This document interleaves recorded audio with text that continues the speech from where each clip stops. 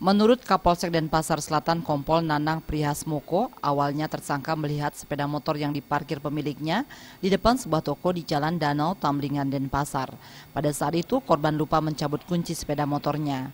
Tersangka pun langsung membawa kabur sepeda motor itu. Namun aksi tersangka diketahui korban.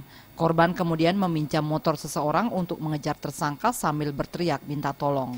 Setibanya di Jalan Taman Sari, tersangka dihadang oleh pecalang dan Babin Kamtibnas yang sedang mengamankan upacara pengabenan.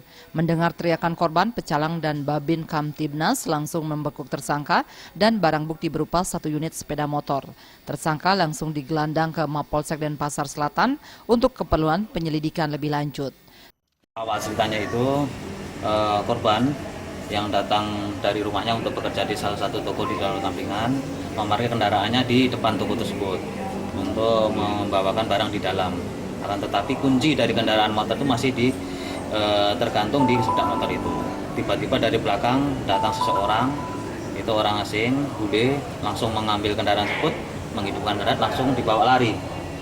Akan tetapi dari korban secepatnya meminjam kendaraan temannya karyawan untuk mengejar. Sementara tersangka masih menjalani pemeriksaan kejiwaan di Rumah Sakit Sanglah untuk mengetahui kondisi psikologis tersangka terkait pencurian yang dilakukannya.